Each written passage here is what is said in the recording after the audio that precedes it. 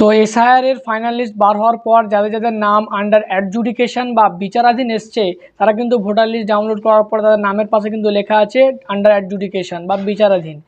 তো বিচারাধীন তাদেরই যাদের নামের কোনো ভুল ছিল বা যে কোনো একটি কারণে গিয়ে বা আপনি যাকে বাবা হিসাবে দাবি করেছেন তাকে আরও 6 জন বাবা হিসাবে দাবি করেছে, এই ধরনের কেস কারেকশান নানা রকম সমস্যার কারণে তাদের হিয়ারিং ডাকা হয়েছিল, কিন্তু হিয়ারিংয়ের কাজটি জমা ঠিকঠাকভাবে হয়নি, তার উপরে কাজ হয়নি, তার জন্য আপনার বিচারাধীন রয়ে গেছে। তারা কিন্তু যতক্ষণ না বিচারাধীন থেকে অ্যাপ্রুভ হচ্ছে তারা কিন্তু ভোট দিতে পারবে না। তো আজকে আমি দেখিয়ে দেবো কীভাবে আপনারা আপনার আইডেন্টি কার্ডের নাম্বার মেরে চেক করে নিতে পারবেন আপনার নামটি অ্যাডজুডিকেশন থেকে অ্যাপ্রুভ হলো কি না, আপনার বিচারাধীন যেটি ছিল সেটি অ্যাপ্রুভাল পেয়েছে কি না।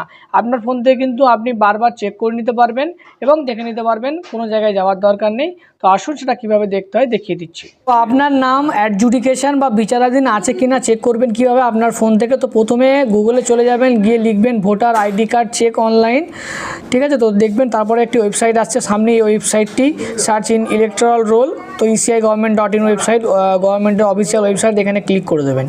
তো এখানে ক্লিক করার সঙ্গে সঙ্গে কিন্তু আপনার সামনে একটি পেজ এসে যাবে, দেখতেই পাচ্ছেন এখানে সার্চ ইন ইলেকট্রাল রোল।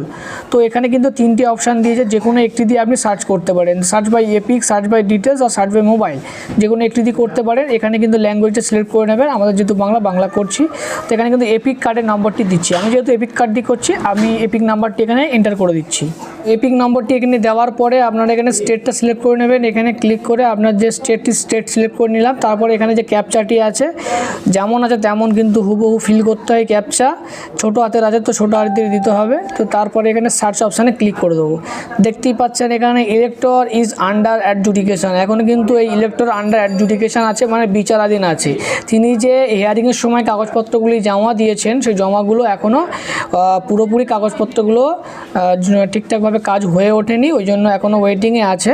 তো বারবার চেক করতে থাকবেন, যখন দেখবেন এখানে অ্যাপ্রুভাল লেখাটি আসছে তখন কিন্তু আপনি ভোট দেওয়ার যোগ্য হবেন, তার আগে কিন্তু আপনি ভোট দিতেও পারবেন না। তো এই ভিডিওটি সবার সঙ্গে শেয়ার করুন যাতে সবাই জানতে পারে, এবং ভিডিওটি অবশ্যই একটি লাইক এবং আমাদের পেজটি ফলো করে যাবেন।